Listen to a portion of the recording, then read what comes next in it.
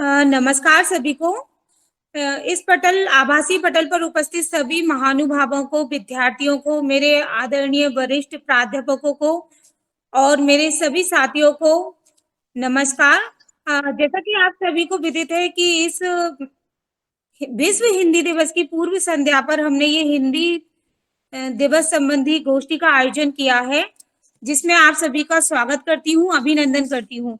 चूंकि हमारे एक अतिथि हमसे अभी जुड़ नहीं पाए हैं, तो मैं यहाँ बताना उचित समझती हूँ कि ये जो आयोजन हमारे महाविद्यालय में ये संगोष्ठियां की जा रही हैं, वेब संगोष्ठियां, इसका मुख्य उद्देश्य है हमारे विद्यार्थियों को लाभ पहुंचाना। को अब आगे बढ़ाते हुए ये चूंकि सर को पहले ही बोला था, पर सर कार्यक्रम से जुड़ नहीं पाए थे। अब मैं आमंत्रित करती हूँ डॉक्टर गोविंद सिंह राय जी को, जो उच्च शिक्षा उत्कृष्ट संस्थान भोपाल में कार्यरत है।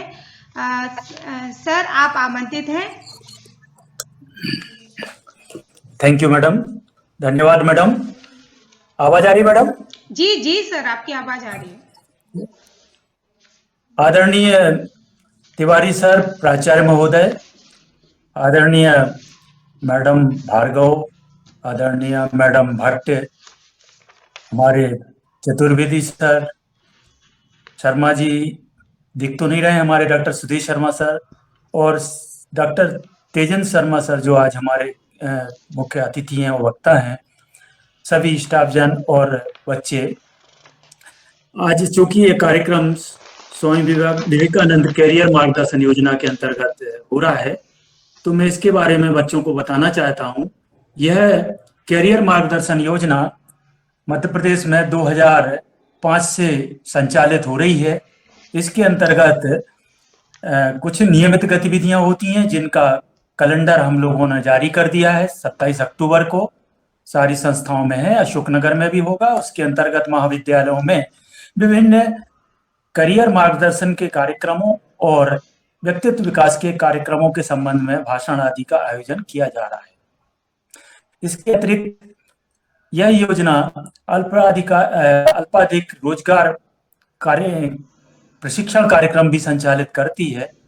आगामी हमारा प्रशिक्षण ऑनलाइन होने वाला है कोविड को देखते हुए, जो कि 2 फरवरी से होने जा रहा है।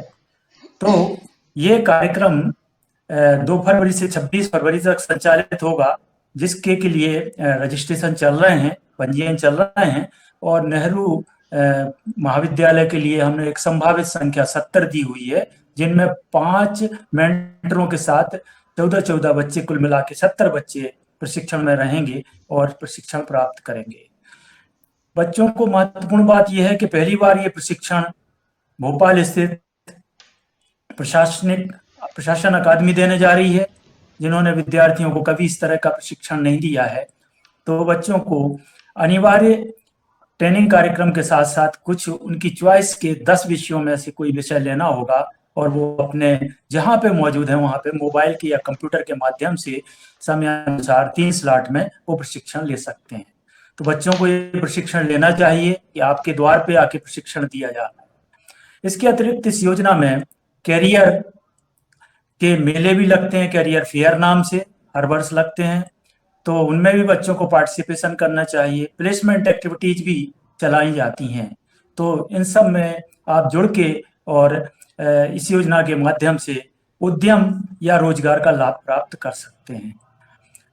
इस योजना में स्टाफ के साथ जुड़िए बराबर, और खुद भी रुचि लिया करें बच्चे। देखिए, सरकार उनके लिए पैसा खर्च कर रही है, उनको सुविधाएं उपलब्ध करा रही है, लेकिन सबसे पहले आगे बढ़ के बच्चों को ही आगे आना होगा। तो उनके लिए आवश्यक प्रशिक्षण और कौशल विकास की विधियों का लाभ मिल सकता है।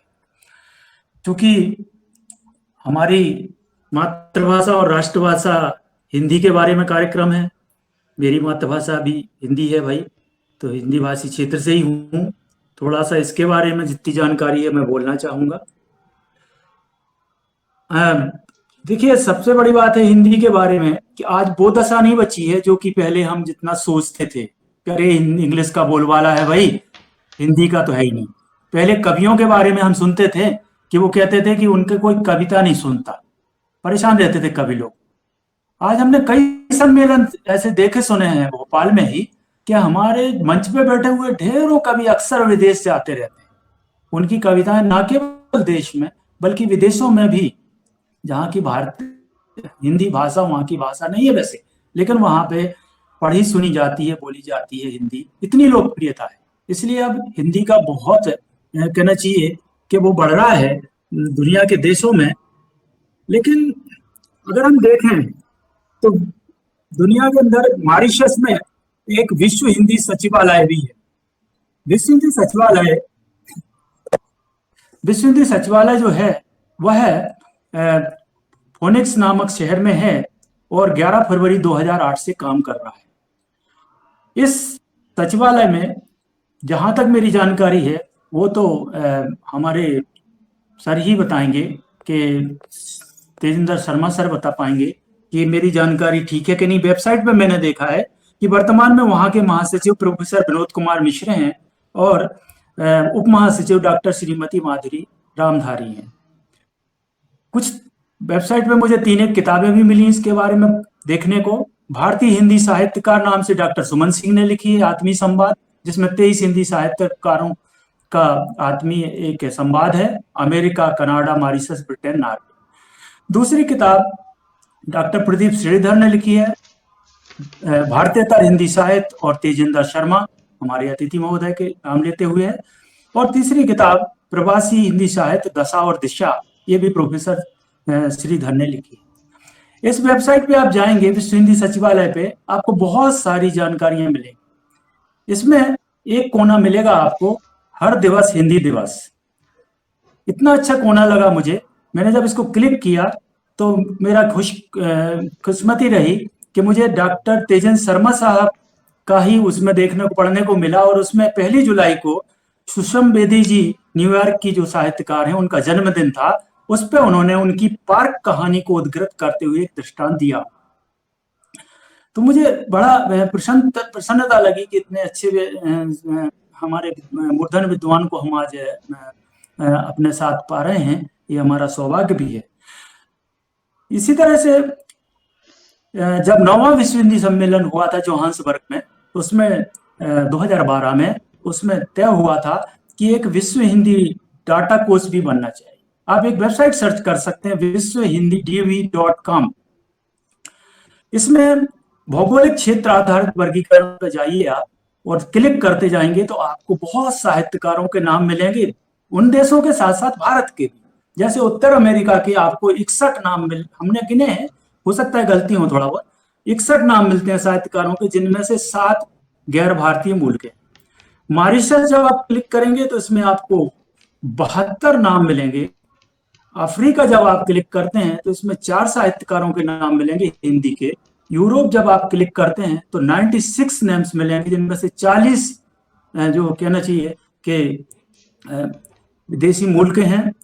इनमें आपको हमारे प्रोफेसर तेजिंदर शर्मा साहब भी मिलेंगे इस लिस्ट में। उनका 11 कहानी संग्रह हैं, जब आप क्लिक करेंगे उनका कविता गजल एक मिलेगा संग्रह। अनुदित साहित्य भी उन्होंने लिखा है, ईंटों का जंगल करके है, और पासपोर्ट का रंगहरू नेपाली है, डिवरी राइट पंजाबी है। इसी तरह से आपको उत्तरी अमेरिका में उषा प्रियंवदा मिल जाएंगी, बहुत पॉपुलर रही हैं भारत में एक टाइम पे। उन्होंने 55 खंबे लाल दीवारें और रुकोगी नहीं राधिका जैसी कृति लिखी है, और मेरे ख्याल से ये टीवी पे अभी तक प्रकाशित हुई थी। तो मध्य पूर्व में आपको 6 मिलेंगे, एक साहित्यकार बाहरी मिलेगा आपको। एशिया में 18 आपको विदेशी मिलेंगे 46 में से। ऑस्ट्रेलिया प्रशांत क्लिक करेंगे तो आपको 16 साहित्यकारों की लिस्ट मिलेगी, जिसमें से 4 हमें लगता है गैर भारतीय मूल के हैं। दक्षिण पूर्व एशिया में 3 मिलेंगे, जिनमें एक गैर भारतीय मूल का है। दक्षिण अमेरिका में 4 मिलेंगे और भारत के 339 मिलेंगे। तो बड़ा अच्छा लगता है जब आपको उसमें लिस्ट में आपको मदन सोनी जी भी मिल जाते हैं, जो भारत भवन से जुड़े रहे हैं, पूर्व ग्रह पत्रिका के संपादक भी रहे हैं। तो काफी भारत का जो साहित्य है ऐसा नहीं है, दुनिया भर में प्रचलित है। अब मैं और ज्यादा टाइम न लेते हुए, मेरे को जो टाइम आवंटित किया गया था, मेरे ख्याल से मैंने बहुत ज्यादा शायद नहीं लिया होगा टाइम, 10 मिनट का, उसमें आप सबका धन्यवाद अदा करते हुए मैं अपनी बात को समाप्त करता हूँ। Thank you. बहुत बहुत धन्यवाद सर। निश्चित तौर से सर ने बहुत महत्वपूर्ण बात बताई है। चूंकि वैसे तो आप स्वामी विवेकानंद कैरियर प्रकोष्ठ मार्गदर्शन से जुड़े हुए हैं और इसी के चलते ये हमारा आज का जो संगोष्ठी है भारतीयतर हिंदी परिदृश्य इसी को के अंतर्गत रखी गई है। और मैं यहाँ विद्यार्थियों से अनुरोध करूंगी कि वो इस योजना से जुड़े, क्योंकि इसके माध्यम से हम न केवल अपने देश के लोगों से बल्कि विदेश से भी जुड़ पा रहे हैं। यहाँ मुझे कुछ पंक्तियां याद आती है। बेहतर से बेहतर तलाश करो, बेहतर से बेहतर तलाश करो, मिल जाए नदी तो समंदर तलाश करो। टूट जाता है शीशा पत्थर की चोट से, टूट जाता है शीशा पत्थर की चोट से, टूट जाए पत्थर वो शीशा तलाश करो, वो शीशा तलाश करो। इन्हीं शुभकामनाओं के साथ मैं विद्यार्थियों से कहूंगी कि वो प्रतिदिन इस योजना का हमारी देश की जो महान विभूति है उनसे जुड़े और लाभ प्राप्त करें। इसी कार्यक्रम को आगे बढ़ाते हुए मैं अब इस श्रृंखला में आमंत्रित करती हूँ डॉक्टर सुधीर शर्मा सर को, जो वर्तमान में महारानी लक्ष्मीबाई शासकीय कन्या स्नातकोत्तर स्वशासी महाविद्यालय भोपाल में हिंदी विभाग के प्राध्यापक हैं। आप हिंदी की सेवा कई वर्षों से कर रहे हैं। आप साहित्यकार के रूप में भी जाने जाते हैं। आपके द्वारा रचित पंक्तियों के साथ मैं आपको आमंत्रित करती हूँ। जिंदा हो तुम जिंदगानी लिखोगे, जिंदा हो तुम जिंदगानी लिखोगे, ठहराव पर तुम रवानी लिखोगे, असंभव यहाँ कुछ नहीं दोस्तों, तुम मरुस्थल की छाती में पानी लिखोगे, जहां न समझ दुश्मनी लिख गए थे, वही दोस्ती तुम पुरानी लिखोगे, वही दोस्ती तुम पुरानी लिखोगे। आदरणीय सुधीर शर्मा सर को मैं आमंत्रित करती हूँ। सर आप आमंत्रित हैं। धन्यवाद योगिता। मेरी आवाज आ रही है? जी सर, आपकी आवाज बिल्कुल स्पष्ट आ रही है सर। इस आभासी मंच पर उपस्थित आदरणीय श्री तेजेंद्र शर्मा जी, महाविद्यालय के प्राचार्य doctor S K. Tiwari ji, professor GS. राय साहब, डॉक्टर सतीश चतुर्वेदी जी, डॉक्टर योगिता भार्गव, श्रीमती दीक्षा भट्ट, पूरा ये जो आयोजन की व्यवस्था से सब लोग जुड़े हैं उन सबका मैं आभार करता हूं, सबको नमस्कार करता हूं। और जो विषय जिसका प्रवर्तन सतीश जी ने किया, बहुत सारी बातें सामने आ गई हैं और राय साहब ने उसको, वो अर्थशास्त्र के विद्यार्थी होने के बावजूद भी उन्होंने बहुत सारी बातें ऐसी बता दी जो हमको भी नहीं मालूम थी। तो बहुत अच्छा, अब तक विषय को पूरा खोल दिया गया है। उसी में कुछ बातें अपनी तरफ से जोड़ने का प्रयास करूंगा। वाक्यपदीय में एक श्लोक आता है, उसमें कहा गया है कि इदमंध तमह कृत्स्नम जायेत भुवनत्रयम यदि शब्दाभ्यम ज्योतिरा संसारम न दीप्यते। इस पूरे संसार में अंधेरा व्याप्त हो जाता यदि शब्द की ज्योति ईश्वर ने वहां प्रकाशित न की होती।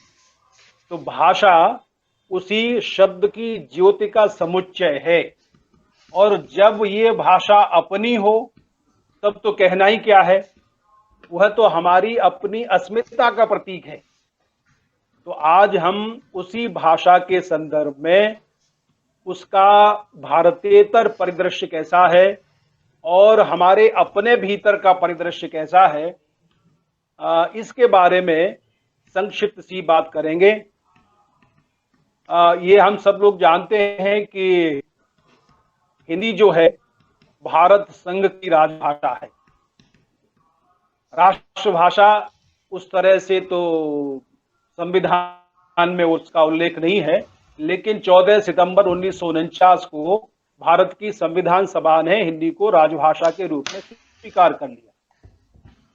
तो हम 14 सितंबर को हिंदी की बात कर लेते हैं और 10 जनवरी को अंतर्राष्ट्रीय हिंदी दिवस के संदर्भ में हिंदी की बात कर लेते हैं। लेकिन सतीश जी ने जो संकेत किया था, बहुत सारी जो बातें हैं उन पर भी विचार करने की जरूरत है। कि हमारी जो अपनी भाषा है जिसकी लिपि देवनागरी है, और ऐसा कहा जाता है कि वो अपने आप में बड़ी वैज्ञानिक लिपि है और उसका अकूत साहित्य है, जिसकी चर्चा की गई कि भारत से लेकर पूरे वैश्विक परिदृश्य में हिंदी का साहित्य लिखा जा रहा है। इतना सब होने के बावजूद भी ऐसी कौन सी बात है जो सतीश जी ने कहा था कि सोम ठाकुर को ये लिखने को मजबूर कर देती है कि अपने रत्नाकर के रहते किसकी धारा के बीच बहें, हम इतने निर्धन नहीं कि वाणी से औरों के ऋणी रहें। इतने वर्षों के बाद, आजादी के इतने वर्षों के बाद भी हम एक अपनी भाषा को जो हमें उसका सम्मान जैसा करना था, उस रूप में तो हम नहीं कर पाए, और इसीलिए बार बार ऐसे अवसरों पर ये बातें सामने आती हैं। हिंदी का इतिहास हम देखते हैं तो कुछ विद्वान 10वीं शताब्दी से मानते हैं, कुछ 7वीं तक उसको लेके जाते हैं। संस्कृत, फिर पाली, फिर प्राकृत, फिर अपभ्रंश, और ये खड़ी बोली हिंदी जो पश्चिमी हिंदी से जिसका उद्भव हुआ। और आज जब हम ये कहते हैं कि हिंदी दूसरे नंबर की या कि तीसरे नंबर की भाषा है, इस पर जब हम गूगल से आंकड़े उठाते हैं और देखते हैं तो मुझे लगता है इसमें भी बड़ी चतुराई है कि हिंदी को दूसरे नंबर पर रख दो या कि तीसरे नंबर पर रख दो, और चीनी भाषा को कह दो कि ये नंबर 1 भाषा है। जब हम ये देखें कि पूरा जो भारत है, भारत का क्षेत्रफल है, उसमें हम ये तो नहीं कह सकते कि पूरे क्षेत्रफल में हिंदी बोली जाती है। फिर हम ये कैसे कह सकते हैं कि चीन का जो इतना विशाल भूभाग है उसमें सब में चीनी बोली जाती है। मंदारिन भाषा है, हमने ऐसा पढ़ा लिखा है कि वह भी पूरे चीन की भाषा नहीं है। तब हम देखते हैं कि हम बोलने वालों की संख्या, हिंदी को बोलने, सुनने, समझने वालों की तादाद देखें और पूरे उत्तर भारत का क्षेत्रफल उसमें शामिल कर दें, और जो प्रवासी भारतीय जिस गौरव को लेकर के भारतीय भाषा का गौरव लेकर के, संस्कृति की महक लेकर पूरी दुनिया में है, उन सबको हम शामिल करें तो हमें पाएंगे कि हिंदी नंबर 1 की भाषा है, प्रथम स्थान पर बैठी हुई भाषा है जहां तक बोलने वालों का संबंध है। तो जो भाषा इतनी समृद्ध है, और चूंकि विद्यार्थियों बैठे इस मंच पर तो लिपि की बात भी करते चले। लिपि के बारे में कहा गया है कि वैज्ञानिक लिपि है हमारी। तो हम देखें, संक्षेप में बात करेंगे कि हमारे पास 5 वर्ग हैं, क, च, ट, त, प, 5 वर्ग देवनागरी। तो उसको देवनागरी ऐसे ही नहीं कहा गया, उसके भीतर कुछ देवत्व है, कोई ऐसी बात है कि उसको देवनागरी कहा। तो सबसे पहला वर्ग आया, कंठ से निकला। च वर्ग आया, आगे तालु से निकला। ट वर्ग आया, जो ऊपर का सबसे गहरा मूर्धा भाग है तालु का, वहां से निकला। त वर्ग निकला, दांत के पास आ गए, और प वर्ग निकला तो होठ तक आ गए। तो कंठ से यात्रा शुरू हुई व्यंजन ध्वनियों की और ओष्ठ तक आ गई। तो जब इतना विज्ञान है हमारी लिपि में, फिर उस लिपि की उपेक्षा का कारण समझ में नहीं आता। जब हम सोशल मीडिया पर रोमन में हिंदी लिखते हैं, इसकी वजह क्या है? मैंने ऐसा सुना है, आदरणीय शर्मा जी से जानने का प्रयास भी करेंगे कि जब हम रोमन में लिखते हैं हिंदी को, तो वो जो सर्वर है, जो आंकड़े इकट्ठे करता है भाषा भाषियों को जानने वाला, वह उसकी गणना अंग्रेजी में कर लेता है, क्योंकि वो आपने उसी लिपि में लिखा हुआ है। तो हम ऐसा करके अपना ही नुकसान एक तरह से करते हैं। जब ये बात आती है कि भारतेतर परिदृश्य, आदरणीय शर्मा जी जैसे लोग बाहर बैठे हुए हैं जो हिंदी की पूरी सुगंध पूरे विश्व में फैला रहे हैं, तो वहां पर जब कोई एक भाषा वैज्ञानिक तथ्य है ये कि जब कोई एक भाषा भाषी समुदाय किसी दूसरी जगह पर चला जाता है, तो वहां पर एक नई तरह का भाषा रूप विकसित हो जाता है, और वह नए तरह का जो भाषा रूप है उसे भाषा विज्ञान में पिजिन भाषा का रूप कहते हैं, पिजिन रूप कहते हैं उसको। जैसे हम कहें कि ये जो बंबईया हिंदी है वह भाषा का, हिंदी का पिजिन रूप है, और बाद में जब यह मातृभाषा के रूप में अगली पीढ़ी में चला जाता है तो फिर इसी को क्रियोल रूप कह देते हैं। तो हिंदी का जो फैलाव है, हम इस दृष्टि से देखेंगे तो जहां जहां हिंदी भाषी समुदाय पूरे विश्व में गए हैं, वहां भी हिंदी के कितने भाषाई रूप विकसित हुए होंगे ये अकल्पनीय है। तो वह भी पूरा हिंदी का क्षेत्र ही माना जाएगा। हिंदी की एक विशेष प्रवृत्ति यह भी है कि ये इसमें जो उदारता है, इसके भीतर की जो पाचन क्षमता है वह अद्वितीय है। आपने देखा होगा मराठी प्रभावित हिंदी रूप आपको मिल जाएगा, आपने देखा होगा गुजराती प्रभावित हिंदी रूप आपको मिल जाएगा, लेकिन इसका व्यतिक्रमित या उल्टा रूप आपको देखने को नहीं मिलेगा। तो ये अपने आप में वैशिष्ट है हमारी अपनी भाषा का, हमारी अपनी हिंदी का, कि जो इतनी उदार है, सब कुछ अपने भीतर समेट कर आगे बढ़ती है। जब हम बात करें कि हिंदी का जो परिदृश्य आज भारत के भीतर है, तब हमें ऐसा लगता है कि जो हमें मान सम्मान उस भाषा को देना चाहिए था, क्या हम उसको दे पाए हैं? जो हमारी अपनी भाषा करोड़ों लोगों का पेट पालने का सामर्थ्य रखती है, जो हमारा एक तरह से गीतों के माध्यम से मनोरंजन भी करती है, तो क्या उसको हमने वो सम्मान दिया है जिसकी वो अधिकारिणी है? नहीं दिया है। इतने वर्षों के बाद भी हमारे विश्वविद्यालयों में वाणिज्य की, प्रबंधन की, विज्ञान की, चिकित्सा विज्ञान की और अभियांत्रिकी की शिक्षा का माध्यम हमारी अपनी हिंदी और भारतीय भाषाएं नहीं बन पाई हैं। सतीश जी ने कहा था कि जो नई शिक्षा नीति है उसमें जरूर हमें उम्मीद की किरण दिखाई देती है कि वहां जब मातृभाषा के माध्यम से बच्चा बढ़ेगा आगे, तब फिर हमको लगता है कि हमारी अपनी भाषाएं भी मजबूत होंगी और सशक्त होंगी। आज तक हमने क्या हिंदी को वह धमक दी है, वह प्रभाव दिया है? क्या हमने उसको उस अधिकार की भाषा बनाया है? नहीं बना पाए हैं। एक सबसे बड़ा अच्छा उदाहरण जो अभी कहा गया था, सतीश जी ने कहा था कि हस्ताक्षर करने की बात ही है, तो बच्चे हस्ताक्षर सबसे आप शीट देंगे वो हस्ताक्षर करेंगे, तो उसमें से पूरी क्लास में अगर 50 बच्चे हैं तो 50 में से 48 बच्चे अंग्रेजी में हस्ताक्षर करेंगे। ये कौन सी मजबूरी है? ये मजबूरी है कि हमने भीतर का हमारा जो अभिकल्प है, भीतर की जो डिजाइन है, वो ये स्वीकार कर रही है कि अंग्रेजी जो है प्रभाव की भाषा है और हिंदी हमारी अपनी भाषा उससे कमतर है, ये मानते हैं। तो इससे हमें मुक्त होने की आवश्यकता है। हमें अपने भाषाई गर्व, भाषाई अस्मिता को महसूस करने की आवश्यकता है। कम से कम आज के दिन ये बच्चे प्रतिज्ञा कर लें कि जब भी हम हस्ताक्षर करेंगे तो अपनी भाषा में करेंगे, अपनी भाषा के माध्यम से जो भी काम करेंगे।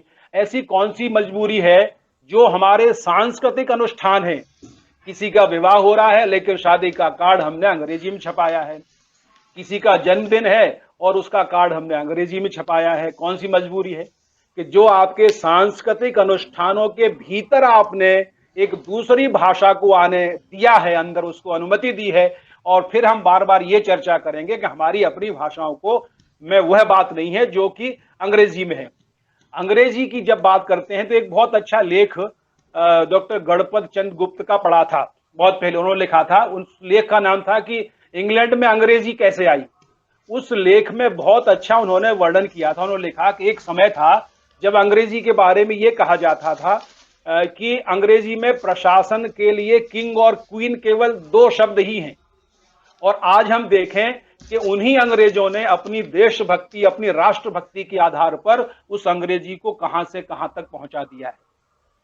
तो हम जिस अंग्रेजी की नकल करते हैं, कम से कम उन अंग्रेजों से उनकी राष्ट्रीयता ही सीख लें कि कैसे हमें अपनी भाषा का महत्व दिया जाता है, कैसे हमें अपनी संस्कृति, अपनी भाषा पर गर्व करने की जो बात है वो हमें सीखी जा सकती है। आज अब यहाँ पर जब हम अंग्रेजी को शासन प्रशासन में तकनीकी भाषा बनाते हैं तो एक विचित्र तरह का आग्रह हमारे सामने आता है, जो हमारे अपने लोग रखते हैं उस आग्रह को।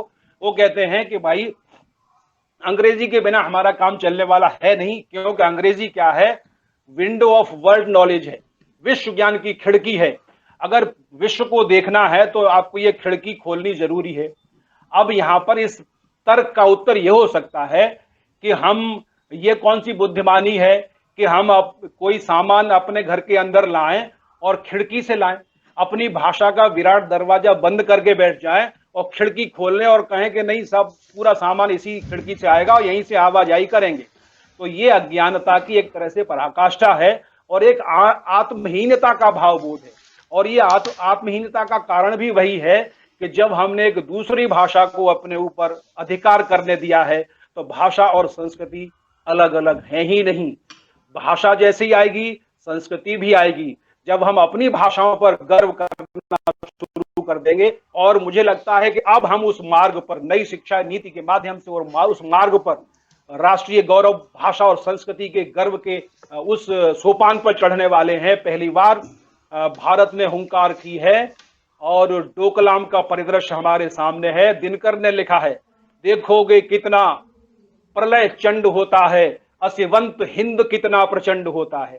तो ये जब भारतीय लोग इतना, जो जिसकी जनशक्ति इतनी विशाल है और जिसकी संस्कृति इतनी विशाल, इतनी उदार है, जब उनके भीतर ये आत्महीनता का भाव चला जाएगा और आत्म गौरव का भाव आएगा, तब फिर ये भाषा न केवल हमारे देश में बल्कि विदेशों में, माने जहां जहां ये हमारे अपने लोग जाएंगे, आदरणीय शर्मा जी जैसे लोग जाएंगे, वो तो इसकी सुगंध वैसे ही फैला रहे हैं, वहां वहां इसका वर्चस्व और बढ़ेगा। जब हम बात करते हैं कि हिंदी को वो बात नहीं मिली, तो जब सम्मान है उसका हम खुद नहीं करते हैं, तो दूसरे लोग कैसे सम्मान करेंगे। बहुत बार ऐसा होता है कि जो विदेशी लोग आते हैं वो यहाँ पे देखते हैं कि हमने सोच करके आए थे कि ये हिंदी भाषी, ये भारत है, हिंदी बोली जाती है और यहाँ पे अधिकांश लोग अंग्रेजी का प्रयोग करते हैं।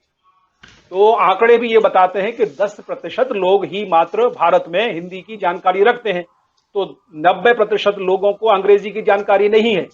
तो ऐसी भाषा जिसकी जानकारी केवल 10% लोगों को है, उस भाषा को ही शासन प्रशासन में रखना और नाम मात्र के लिए राजभाषा हिंदी को रखना, तो ये तो प्रजातांत्रिक मूल्यों के भी विरुद्ध बात जाती है।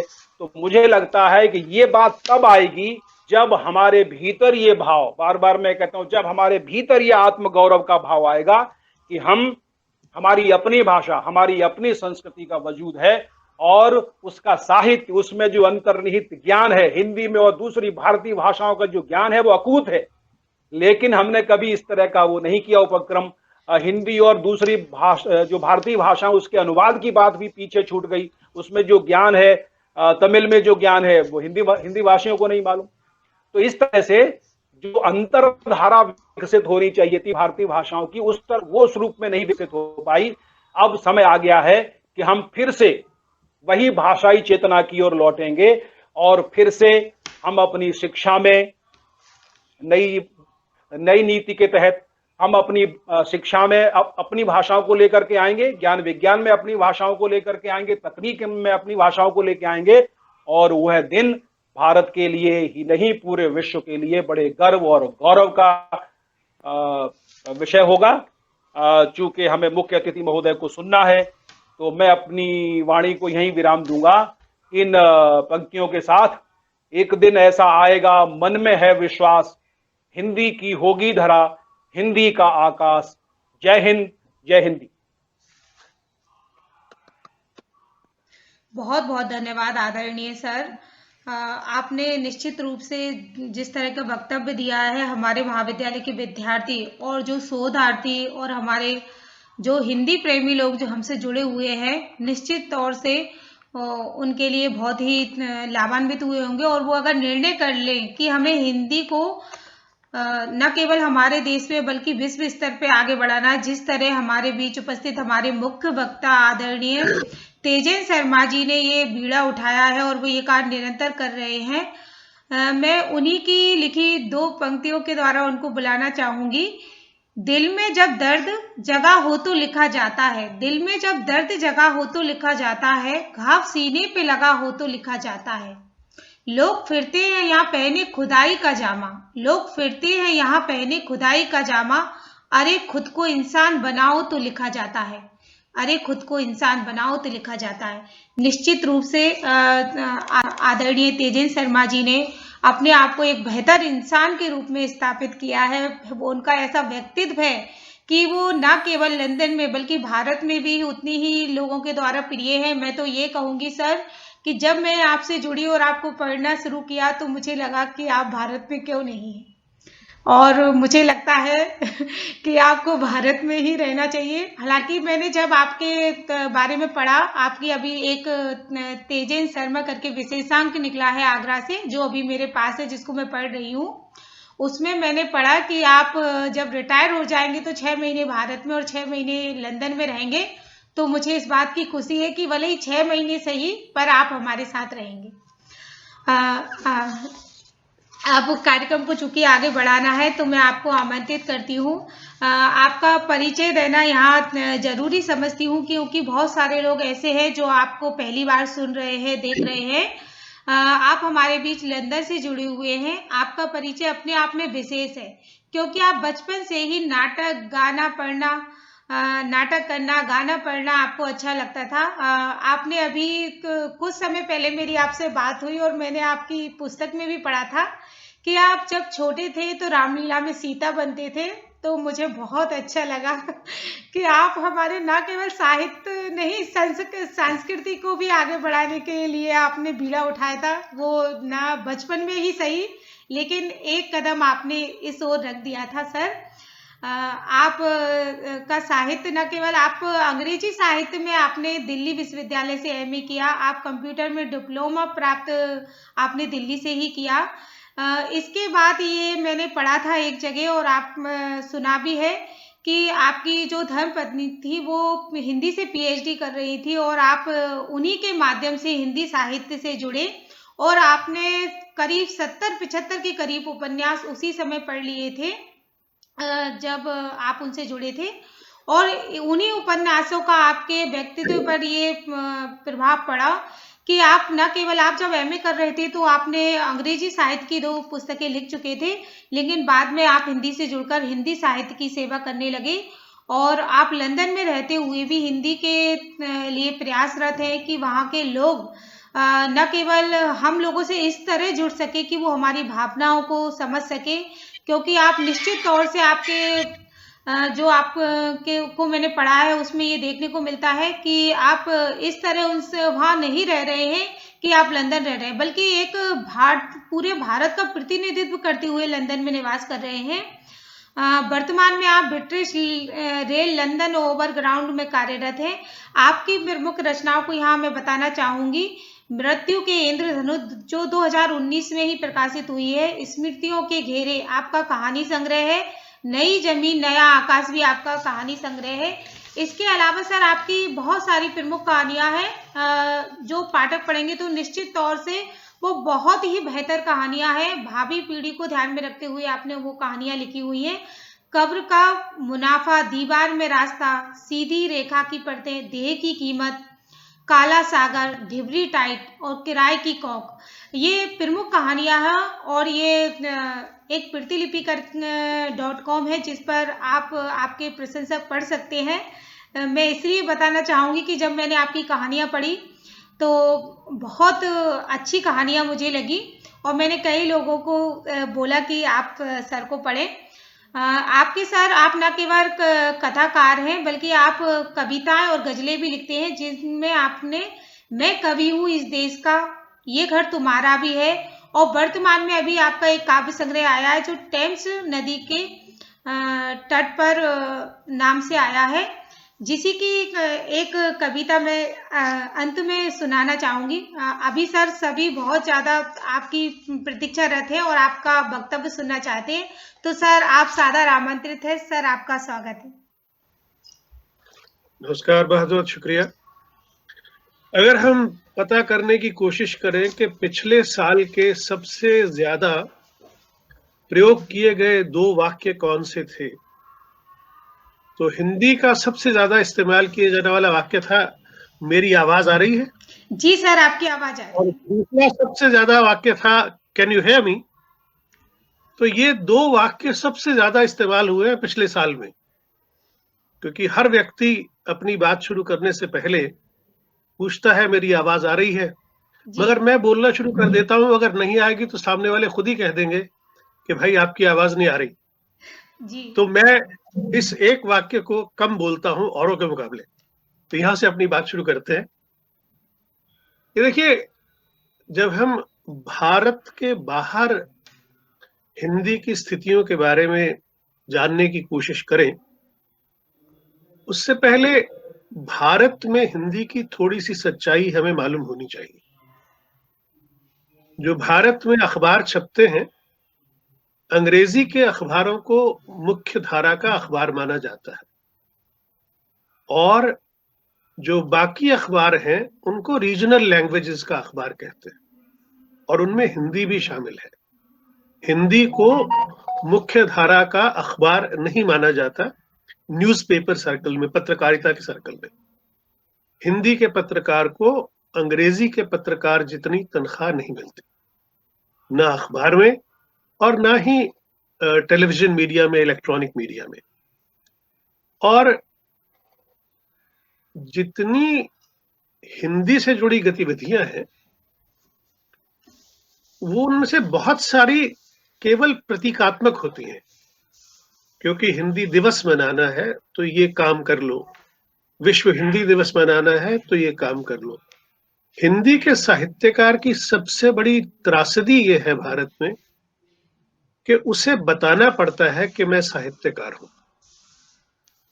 आज इस कार्यक्रम में कितने लोग बैठे होंगे जो चतुर्वेदी साहब का एक शब्द नहीं पढ़ा होगा, जिन्होंने मेरा लिखा एक शब्द नहीं पढ़ा होगा, उन्हें पता ही नहीं होगा कि मैं लेखक हूं। लेकिन आप चेतन भगत का नाम लीजिए, सबने सुन रखा है। अब 10% लोग पढ़ते हैं उसको, मगर पूरा भारत जानता है उसको। तो हम जब कभी हिंदी के बारे में या भारतीय भाषाओं के बारे में बात करते हैं, हमें ये ध्यान रखना होगा कि हम बरसों तक गुलाम रहे। पहले हमारी कोर्ट की भाषा थी फारसी, जो राजा थे फारसी में बात करते थे, फारसी में कोर्ट चलती थी। अंग्रेजों के जमाने में वो बदला, फारसी के साथ साथ पहले अंग्रेजी आई, फिर आहिस्ता आहिस्ता फारसी हटती चली गई और अंग्रेजी होती चली गई। दरअसल हिंदी साहित्य से बहुत ज्यादा पॉपुलर हमारे करीब 1857 के आसपास का जो समय है, उसमें उर्दू साहित्य बहुत पॉपुलर हो गया था।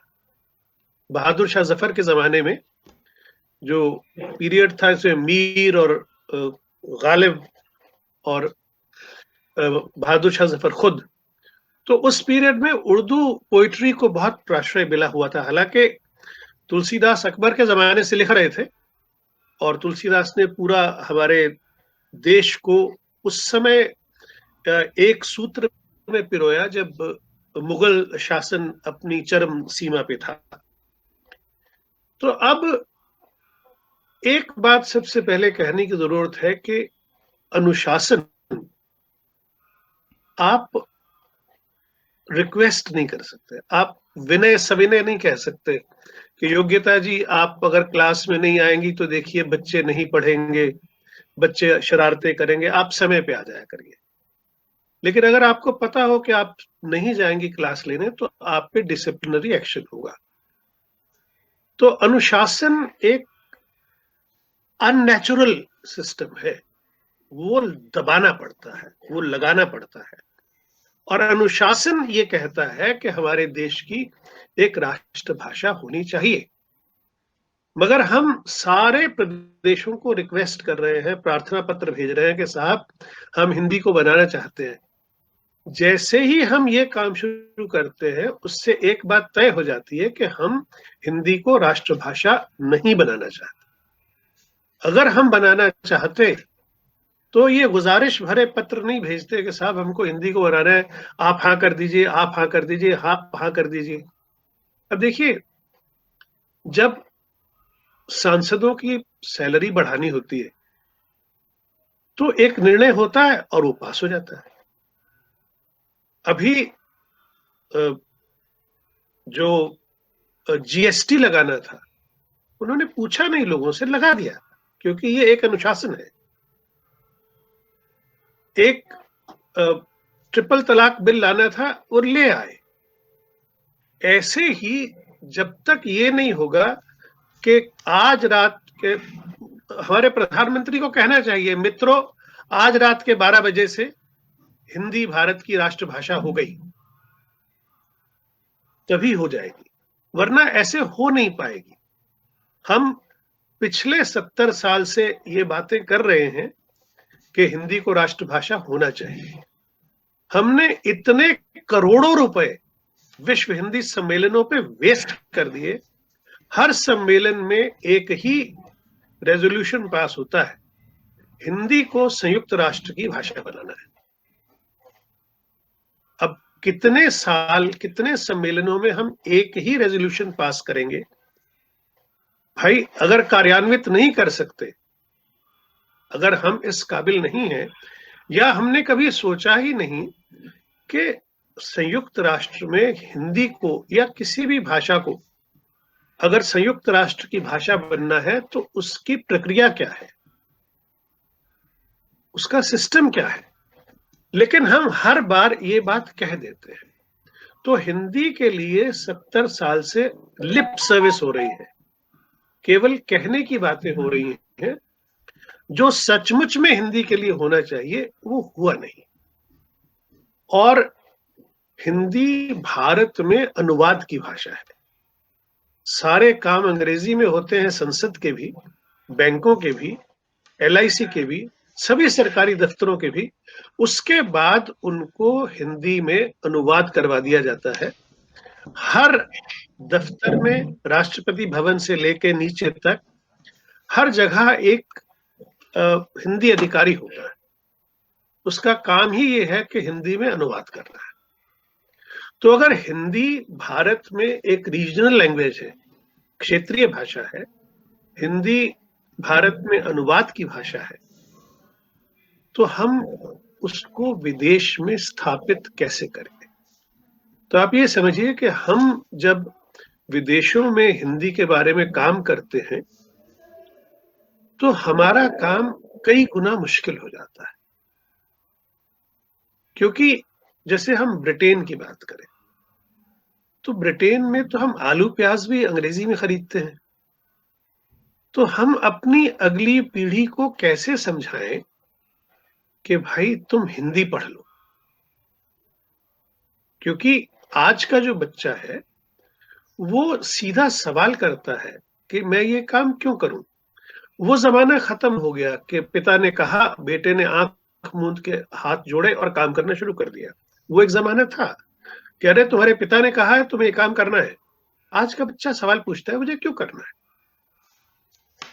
तो पहले हम इसको ऐसे करें कि भाषा को और बोली को दो अलग अलग लेवल से सोचें कि भाषा और बोली का जो प्रचलन है वो किस तरह से अलग अलग होता है।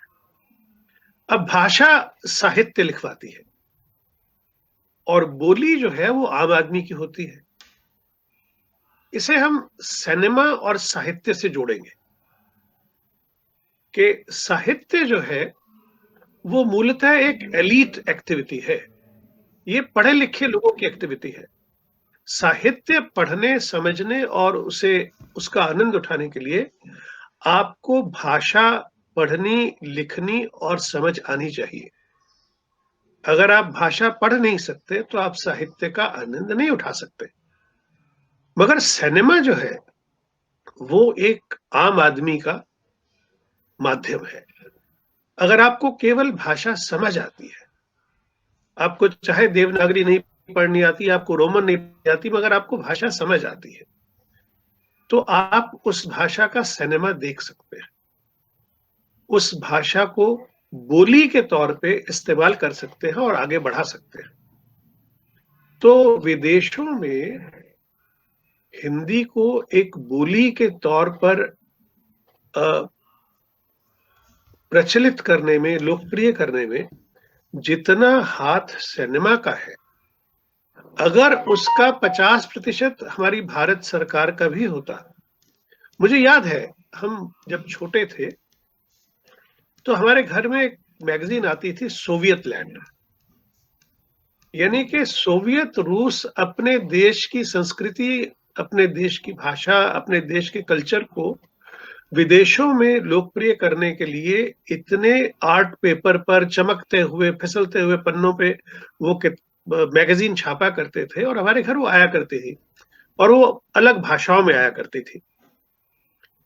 तो हमारी तरफ से तो समस्या ये है योग्यता के अभी तक एक ऐसा सिलेबस नहीं बना भारत में जिसे हिंदी एक फॉरेन लैंग्वेज के तौर पे विदेशों में भेजा जा सके कि अगर आप इस सिलेबस के तहत अपने यहाँ पढ़ाई कराएंगे तो भारत के केंद्रीय हिंदी संस्थान या महात्मा गांधी हिंदी विश्वविद्यालय वर्धा या दिल्ली विश्वविद्यालय, कहीं से आपको कोई सर्टिफिकेट या डिप्लोमा मिल सकता है। क्योंकि कोई भी भाषा अगर हमें वैश्विक बनानी है तो वो जिस देश की मूल भाषा है वहां से ऐसे काम वैश्विक स्तर पे होने चाहिए। अब अगर चतुर्वेदी जी ने भी बताया कि बहुत से जगह मंदिरों में हिंदी पढ़ाई जाती है, क्लब्स में हिंदी पढ़ाई जाती है, सोशल एजुकेशन सेंटर्स में हिंदी पढ़ाई जाती है। अब आप सोचिए, जो लोग वहां हिंदी पढ़ा रहे हैं उन्होंने बीएड नहीं किया है, उनको हिंदी आती है और वो हिंदी पढ़ा रहे हैं। उन्हें हिंदी पढ़ाने का कोई तरीका मालूम नहीं है कि सही तरीके से हिंदी कैसे पढ़ाई जाए। वहां का कोई सिलेबस नहीं है, जो जिसके मन में आया वो सिलेबस बन गया। फिर कोई मानक हिंदी है नहीं, क्योंकि जो आदमी रूस में हिंदी सीख रहा है, जर्मनी में हिंदी सीख रहा है, या जो फ्रांस में सीख रहा है, उसी तरह जो आदमी तमिलनाडु में हिंदी सीख रहा है, उन्हें दिल्ली की हिंदी नहीं आती, क्योंकि दिल्ली की हिंदी में बहुत सारी उर्दू है। उन्हें बिहार की हिंदी नहीं आती, क्योंकि वहां की हिंदी में बहुत सारी भोजपुरी या मैथिली है। एक मानक हिंदी जिसे हम वैश्विक हिंदी बताएं। अब देखिए, एक व्यक्ति गिरता है, उसे चोट लग जाती है, तो वो चाहे न्यूजीलैंड में हो, चाहे ऑस्ट्रेलिया में हो, चाहे अमेरिका में हो, चाहे इंडिया में हो, चाहे इंग्लैंड में हो, वो कहेगा आई फेल एंड हर्ट माई नी। वो हर जगह यही कहेगा। मगर जो भारत का हिंदी वाला व्यक्ति है, उसके लिए ऐसा मानक कुछ है नहीं। जो रूस से आएगा वो कहेगा आपके नेत्र बहुत सुंदर है। अब वो दिल्ली वाला कहेगा भाई तू कौन से प्लेनेट से आया है, मेरे पास तो आंखें थी, तूने नेत्र कैसे बना दिए। तो ये समस्या है कि हम जो भाषा पढ़ा रहे हैं विदेशों में, उसका कोई मानकीकरण नहीं किया गया।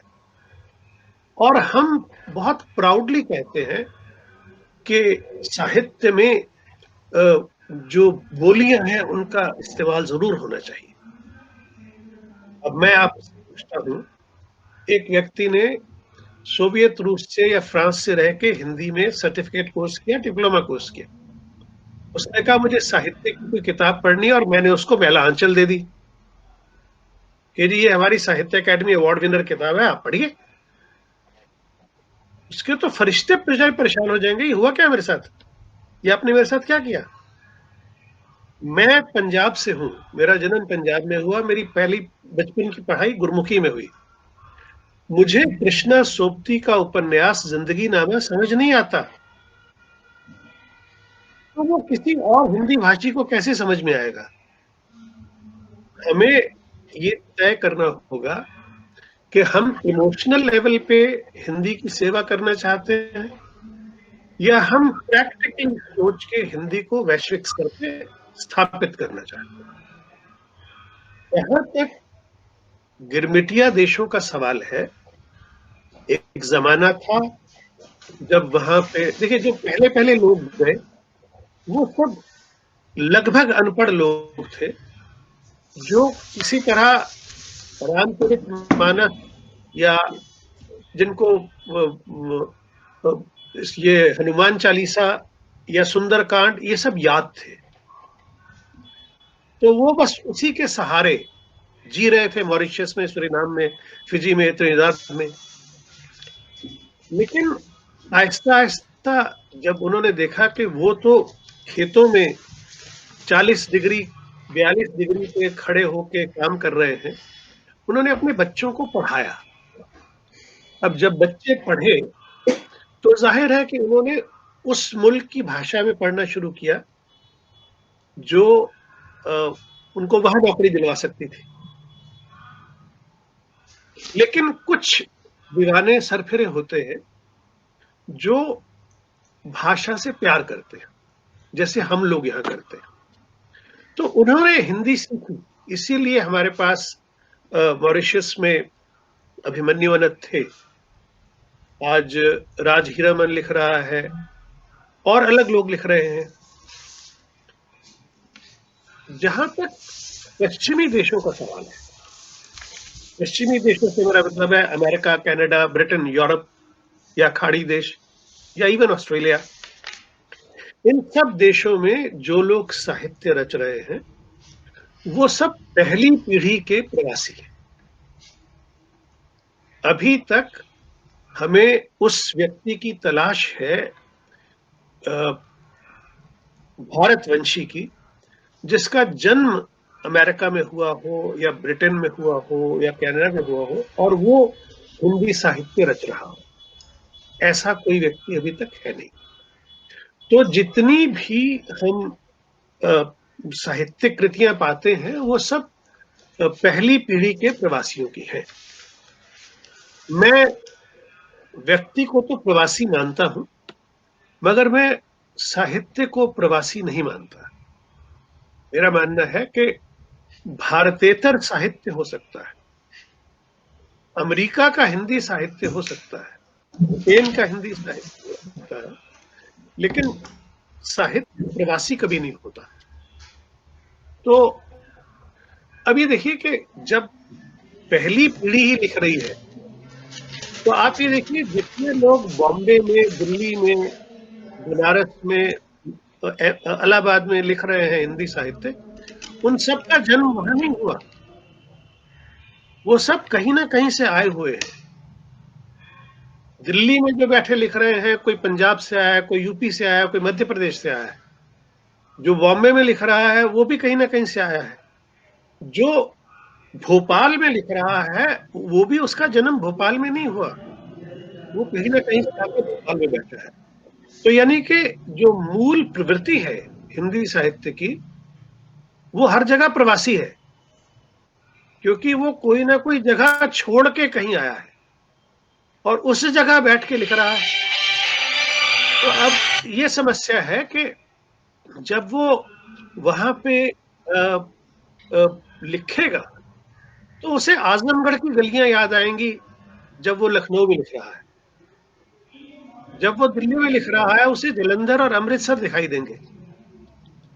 तो ये प्रवासी नेचर है कि हम वहां के बारे में सोचते हैं जिसको छोड़ के आए।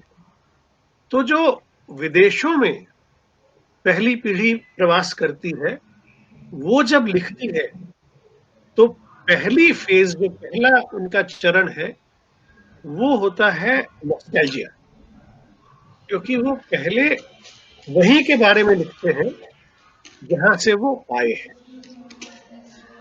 तो जाहिर सी बात है, वही अनुभव है, वही एक्सपीरियंस है, उसी को वो आपके साथ साझा करेंगे। तो पहले फेज में हम लोग नॉस्टैल्जिया वाली बातें लिखते हैं, चाहे वो कविता हो, चाहे वो कहानी हो। फिर हम अपने अपनाए हुए देश को एक्सप्लोर करना शुरू करते हैं, देखना शुरू करते हैं। तो फिर वो निर्मल वर्मा वाली स्थिति आती है कि वो नए देश को ऐसी दृष्टि से देख रहे हैं कि यहाँ तो ऐसा होता है, यहाँ पर ऐसा होता है, तो वो सूचनात्मक हो जाता है कि अपने अपनाए हुए देश की बारे में हम आपको बताने की कोशिश कर रहे हैं कि देखिए यहाँ सोशल सिस्टम ये है, एजुकेशन सिस्टम ये है, ये सारी बातें हम करते हैं। और तीसरी स्थिति जो आती है, वहां तक सारे लेखक पहुंच नहीं पाते क्योंकि तब तक खर्च हो जाते हैं। तीसरी स्थिति वो होती है कि जब हम अपने अपनाए हुए देश को अपना बना लेते हैं, अपना मान लेते हैं। जब हमने उसको अपना मान लिया तो अब हम सोचते तो हिंदी में हैं, मगर सोचते उस समाज के बारे में है जिसका हम हिस्सा बन गए। तो अब हम ये नहीं कहते कि ब्रिटेन में तो ऐसा होता है। हमारी कहानी में अगर किसी व्यक्ति ने पुलिस वाले को डांटना है तो हम ये नहीं लिखेंगे कि लंदन में आम आदमी पुलिस अधिकारी को डांट सकता है, नहीं, ये नहीं लिखेंगे। फिर हमारा कैरेक्टर वैसे ही पुलिस अधिकारी को डांटेगा जैसे हम अपने जीवन में देखते हैं। अगर हम यहाँ देखते हैं कि हर इंसान जहाँ खड़ा होता है वहां पंक्ति में लाइन लगा के खड़ा हो जाता है, तो हमें ये नहीं कहना है कि लंदन में तो लोग लाइन के बिना खड़े नहीं होते। हमारे यहाँ कहानी में वो लाइन लगा के खड़े हो जाएंगे, क्योंकि अब मेरे लिए समाज जो है ये अपरिचित नहीं है। अब मैं इस समाज के सरोकार आपके साथ साझा कर रहा। तो इसके चक्कर में कई बार हमारी आलोचना गलत ढंग से भी हो जाती है, क्योंकि जो भारत का आलोचक है वो अपने अनुभवों के हिसाब से हमारे साहित्य की समीक्षा करता है। उसने हमारी तरह कुछ अनुभव नहीं किया जो हमने अनुभव किया, तो वो ये सोचते हैं अरे इंडिया में तो ऐसा होता नहीं है। पर इंडिया में ऐसा होता तो फिर मुझे साहित्य लिखने की क्या जरूरत थी। इंडिया के बारे में, भारत के बारे में बहुत सारे लोग लिख रहे हैं ना।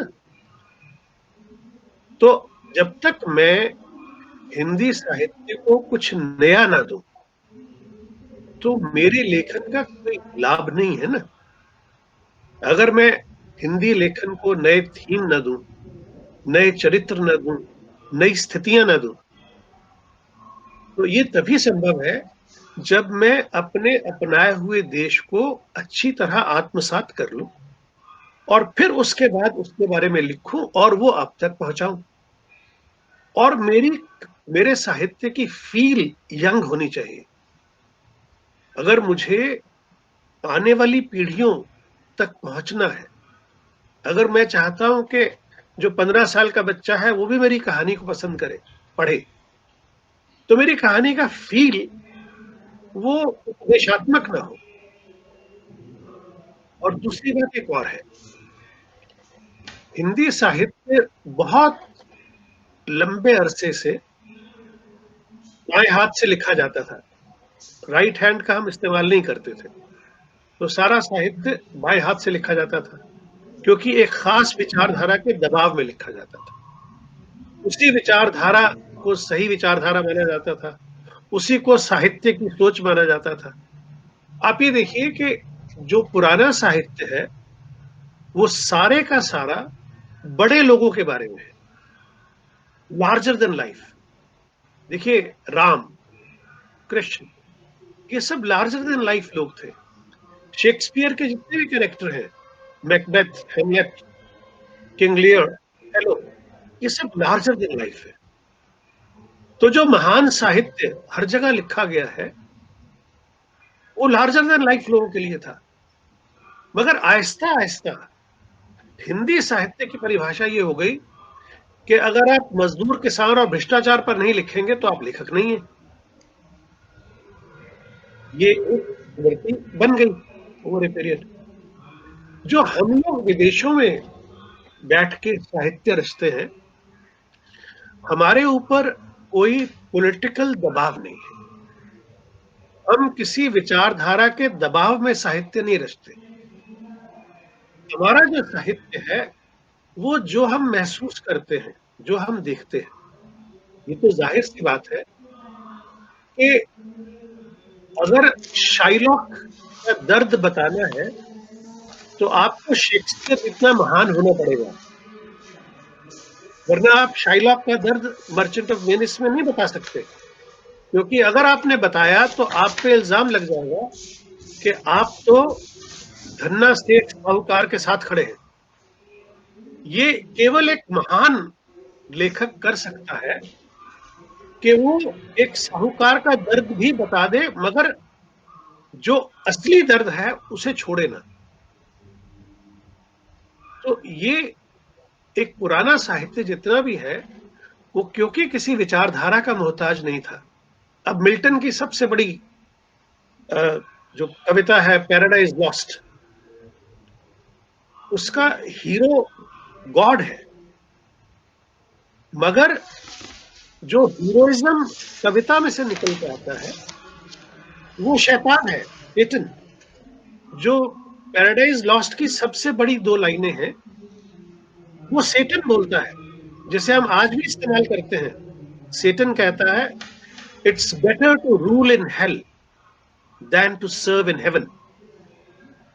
तो जो साहित्य हर भाषा में लार्जर देन लाइफ लोगों के बारे में होता था, वो अब आहिस्ता आहिस्ता कॉमन मैन तक पहुंच गया है। साहित्य हिंदी वाला पहले गांव में था, प्रेमचंद गांव के बारे में लिखते थे। फिर जब आंदोलन हुए तो कहानी नगर तक पहुंच गई, और आगे बढ़े तो घर तक पहुंच गई, उससे एक कदम और अंदर गए तो बेडरूम तक पहुंच गई। तो कहानी ने बहुत यात्रा की है, गांव से बेडरूम तक की। तो ये सारे जो डेवलपमेंट कहानी में हुए हैं, साहित्य में हुए हैं, उपन्यास में हुए हैं, इनसे भारत के बाहर जो लोग रह रहे हैं वो अछूते नहीं हैं। और दूसरी बात यह है, क्योंकि विदेशों में freedom of expression, freedom of knowledge वो काफी ज्यादा है भारत के मुकाबले। और यहाँ वैसे जब हम लोग आए थे तो हम लोगों के दिमाग में विदेश को लेके मनोज कुमार जो फिल्म मेकर थे, उनकी फिल्में देख देख के बड़े हुए थे हम। तो हम यही मानते थे कि जो भारतीय है वो श्रेष्ठ है और जो विदेश है वो सारा तो नंगा पंगा बकवास है। मान के हम चलते थे और ये लेके हम यहाँ आए थे, मगर ऐसा नहीं है।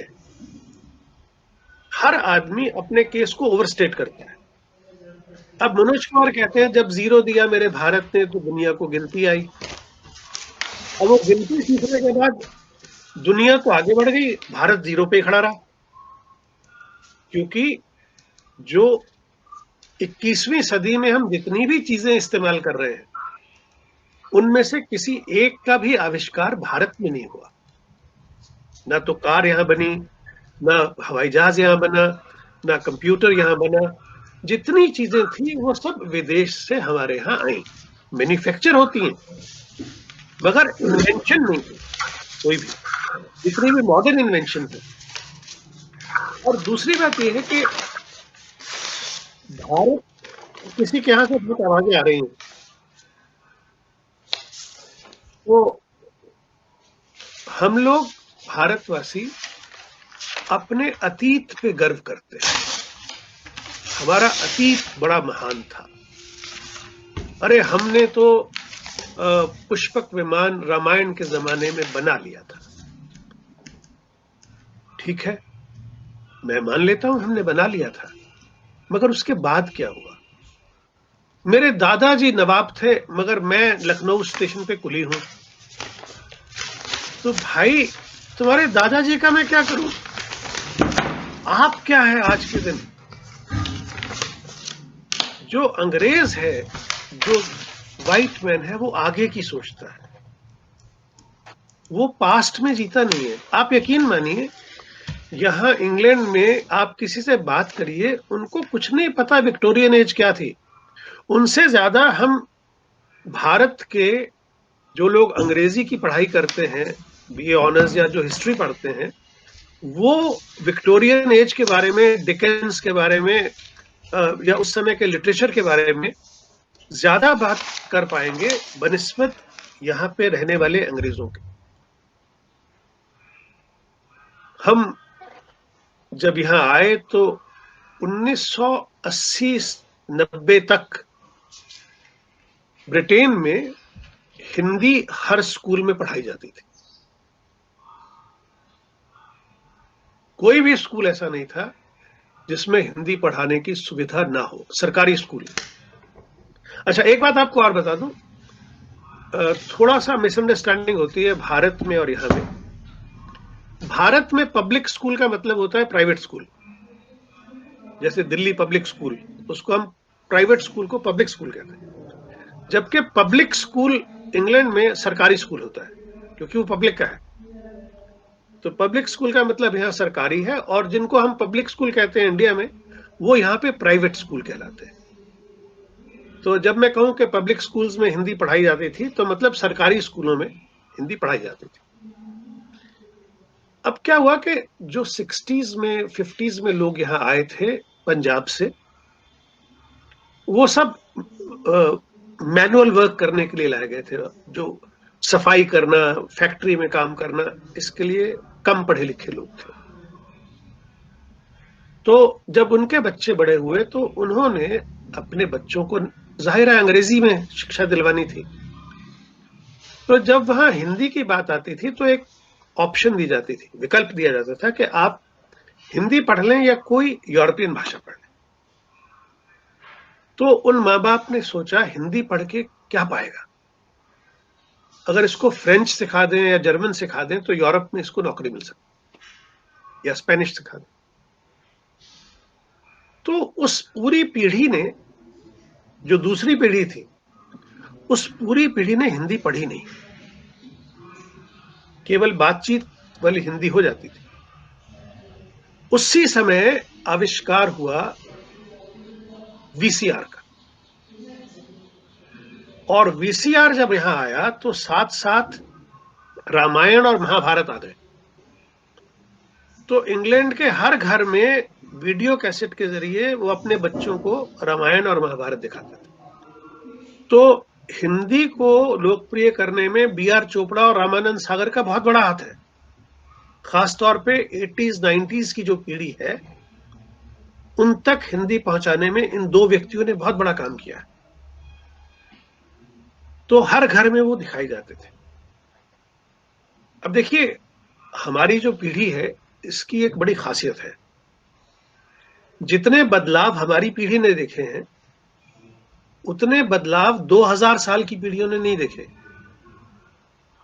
क्योंकि मैं जहां बचपन में रहता था पंजाब में, वहां बिजली नहीं थी, तो घर में मोमबत्ती और लालटेन जलती थी। मेरे फादर रेलवेज में थे, तो स्टेशन पे बिजली थी, मगर घरों में नहीं थी, और स्टीम इंजन आते थे। फिर हमने देखा डीजल इंजन बने, फिर हमने देखा बिजली की ट्रेन आ गई, फिर हमने हवाई जहाज को देखा।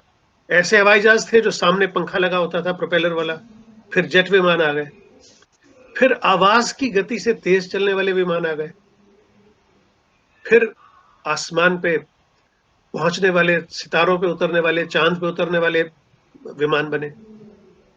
इंसान चांद पे उतर गया। हमारी पीढ़ी ने हार्ट ट्रांसप्लांटेशन देखा, लिवर ट्रांसप्लांटेशन देखा। हमारी पीढ़ी ने वो डुप्लीकेटिंग मशीन देखी, जिसको कॉपियर कहते हैं, जो 10 बाई 10 के कमरे में एक बड़ी सी मशीन रखी जाती थी, उसमें काले काले दाने इस्तेमाल किए जाते थे, और एक बार में 3 से 4 कॉपी से ज्यादा निकल नहीं सकती थी, क्योंकि वो काले काले जो दाने थे, उनकी स्याही खत्म हो जाती थी।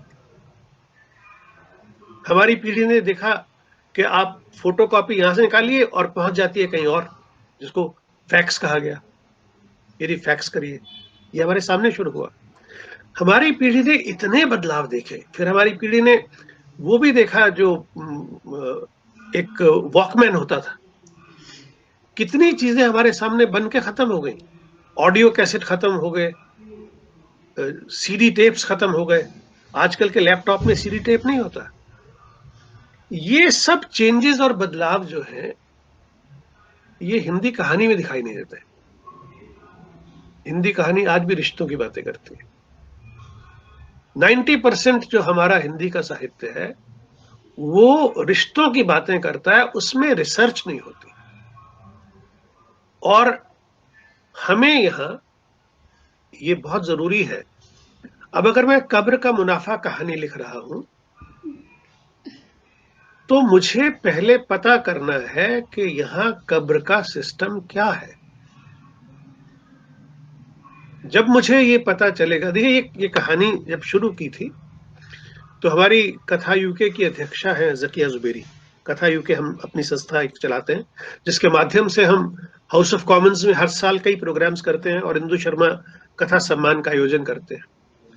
तो जकिया जी के पति ने एक मजाक किया, एक पार्टी में वो थे, तो जकिया जी का जन्मदिन था, तो लोगों ने पूछा कि जी आप क्या गिफ्ट दे रहे हैं आपकी बार जकिया जी को। उन्होंने कहा भाई जो पिछली बार दिया था वो तो इन्होंने आज तक इस्तेमाल नहीं किया। तो लोगों ने पूछा क्या दिया था, तो हालांकि मजाक बड़ा गंभीर सा हो जाता है। कहते हमने इनके लिए कब्र बुक कराई थी, तो इन्होंने आज तक उसका इस्तेमाल नहीं किया। तो मुझे लगा कब्र बुक कराई थी, ये क्या मतलब हुआ। पहला जो विचार गया कब्र का बुक कराना। फिर ये कि कब्रिस्तान में एक प्लॉट बुक कर लेना कि मरने के बाद अपने जैसे लोगों में जिएंगे। मैं मरने के बाद किसी मोची प्लम्बर के साथ नहीं लेटना चाहता, मैं चाहता हूं कि मेरे साथ वो लेटे जो मेरे लेवल का हो। ये एक और सोच है कि आप एक प्लॉट बुक कर लें अपने तरह के लोगों के लिए कि जी 15 कब्रों का एक प्लॉट हमने बुक कर लिया। और फिर इंसान की सोच ये कि क्या कब्रिस्तान buy one get one free नहीं दे सकता, या buy two get one free हो जाए। ये कब्र के बारे में सोच है कि इंसान कितना बदल रहा है। तो इसके बाद वहां पे जो फ्यूनरल है वो भी अलग अलग किस्म का है। जितना गुड़ डालेंगे उतना बढ़िया फ्यूनरल हो जाएगा। आपको सिल्वर फ्यूनरल चाहिए, गोल्ड चाहिए, प्लेटिनम चाहिए, आपको किस तरह की, अब सपोज आपको एक बड़ी ह्यूज रोल्स रॉयस चाहिए जो आपकी डेड बॉडी को लेके जाए, दीक्षा, वो एक अलग किस्म की दुनिया है। तो जब तक मैं रिसर्च नहीं करूंगा, और फिर ये कि जब पत्नी लड़ाई करती है, कहती है कि भाई मुझे तो जहां मैं मरूंगी मैं अपने आप को दफन करवा लूंगी, मुझे नहीं इस तरह से करना है बुक, तो वो कहते हैं कि कैंसिलेशन चार्ज लग जाएंगे यार। तो पत्नी फोन करती है तो कहती है कि जी हमें कैंसिल करनी है। तो वो कहते हैं जब आपने बुक किया था इन्फ्लेशन की वजह से आपको एक एक कब्र में 400-400 पाउंड का फायदा हो रहा है। तो वो पति को कहती है देखो भाई ये तो 400-400 पाउंड का फायदा हो गया। पति कहता है सच, साल भर में 400 का, अरे ये तो नया धंधा मिल गया। अब कब्रें खरीदने और बेचने का एक धंधा मिल गया। अब ये जब तक मैं यहां रह के यहां के सिस्टम को देखूंगा नहीं तब तक ये कहानी नहीं लिख सकता। और हमें करना भी ये चाहिए कि हिंदी के साहित्यकार को, हिंदी में एक साहित्यकार है संजीव जो बाकायदा रिसर्च करने के बाद लिखते हैं। हमें ये ध्यान रखना होगा कि हम केवल रिश्तों तक सीमित न रहे। अब मुझे एक कहानी जब लिखनी थी तो मुझे यहाँ की सी क्लास ओपन जेल के बारे में सब कुछ पता करना पड़ा कि होती क्या है। मैं जेल में गया देखने के लिए कि अगर मैं सी क्लास ओपन जेल के बारे में कुछ भी लिखूं तो मुझे पता तो हो कि मैं क्या लिख रहा हूं। वैसे हमारे अमेरिका में, इंग्लैंड में, यूरोप में बड़े नाम हैं, जैसे डेनमार्क में अर्चना पेन्यूली हैं, जो बहुत अच्छा लिख रही हैं, बहुत अच्छे उपन्यास लिखे उन्होंने। ब्रिटेन में जकिया जुबेरी हैं, उषा राजे सक्सेना हैं, दिव्या माथुर हैं, जय वर्मा हैं, ये सब लोग बहुत अच्छा लिख रहे हैं। और कवियों में मोहन राणा बहुत अच्छा लिख रहे हैं। अमेरिका में सुधा ओम ढींगरा है, सुषम बेदी की तो उनका तो निधन हो गया। इतने अच्छा लिखा जा रहा है, मगर वही बात है कि क्या हमारे लिखे हुए साहित्य को भारत में पढ़ा जा रहा है? क्या भारत में लिखे हुए साहित्य को भारत में पढ़ा जा रहा है? किस तरह से उस साहित्य की समीक्षाएं हो रही हैं, आलोचना हो रही है, कैसे वो पहुंच रहा है, ये एक दूसरा सवाल है। मेरा ख्याल है समय हो गया मेरा। नहीं सर, बोलिए, थोड़ा सा और अच्छा लग रहा है, बोलिए सर। जी सर। एक सेकंड मनोज जी, एक वेबिनार में हूँ, गिव यू कॉल बैक। तो आपके भोपाल से ही फोन आ गया। जी सर। मनोज कुमार श्रीवास्तव का फोन है, तो उनको कहा मैं बात करता हूँ। हाँ तो ठीक है जी, मैं पांच एक मैं बोलूं, मैं कितना बोल सकता हूँ अभी सर? आप सब ले सकते हैं सर। अच्छा लग रहा है आपको सुना, 10 मिनट ले सकते हैं सर। हाँ, मतलब कोई बोर तो नहीं हो रहा है ना? नहीं, बोर होने का तो सवाल ही नहीं सर। तो हम ये बता रहे थे कि लिखा बहुत अच्छा जा रहा है, लेकिन क्योंकि दिक्कत ये होती है कि जो पहले तो हमें ये दिक्कत होती थी कि भाई हम लिखा करते थे तो हार्ड कॉपी भेजा करते थे बाय पोस्ट, तो जो भारतीयतर लेखक थे उनकी ये समस्या थी। और टेलीफोन होता था बड़ा महंगा, जैसे हम भारत फोन करते थे तो £1.25 1 मिनट का खर्च होता था बात करने का। तो आप समझ सकते हैं कि कितने फोन करेंगे, कैसे करेंगे। तो आहिस्ता आहिस्ता जब ईमेल शुरू हुई और ईमेल के साथ बड़े बड़े अटैचमेंट जाने शुरू हुए, तो अब वो समस्या खत्म हुई। बल्कि मेरे एक मित्र हैं प्रेम जन्मेजय, एक बार उन्होंने कहा, यार तुम प्रवासी लोग पैसे देके किताब छपवा लेते हो, तुमने यहाँ की पूरी मार्केट खराब कर दी है। खुल जाएगी। तो अब ये लोग हमसे भी पैसे मांगने लगे हैं। तो मैं ये बताना चाहूंगा कि हम उस स्थिति से, मुझे तो ये स्थिति का सामना नहीं करना पड़ा, क्योंकि मैं जब भारत छोड़ो आंदोलन का हिस्सा बना तो तब तक मेरे 3 कहानी संग्रह छप चुके थे भारत में वाणी प्रकाशन से। तो मैं उसके बाद आया तो मुझे वो समस्या नहीं थी वहां छपने, मगर यहाँ के कुछ लोगों को पहले पैसे देने पड़ते थे अपनी किताब छपवाने के लिए। आहिस्ता आहिस्ता हम लोग उससे बाहर निकले हैं, उससे आगे आए हैं, कुछ नाम एस्टेब्लिश भी हुए हैं। फिर हमने क्या किया कि भारत में जाके प्रवासी साहित्य के सम्मेलनों का आयोजन किया। यमुनानगर है हरियाणा में, जहां हमने सबसे ज्यादा किए, बॉम्बे में किए, दिल्ली में किए। तो हम ये चाहते थे कि हम लोगों का साहित्य किसी विशेषांक का मोहताज ना हो। ऐसा ना हो कि हंस कहे जी आपकी कहानी तब छपेगी जब हम प्रवासी विशेषांक निकालेंगे।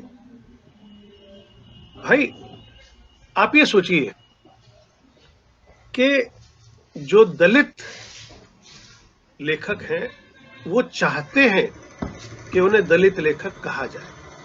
उन्होंने एक कंपार्टमेंट अपना खड़ा किया है, नारी विमर्श का एक कंपार्टमेंट खड़ा हुआ है, मगर आज तक किसी भी प्रवासी लेखक ने ये नहीं कहा कि साहब मैं अब नहा धो के आ गया हूं, नाश्ता कर लिया, आज मैं एक प्रवासी कहानी लिखूंगा। हम में से कोई प्रवासी कहानी नहीं लिखता, हम लोग कहानी लिखते हैं।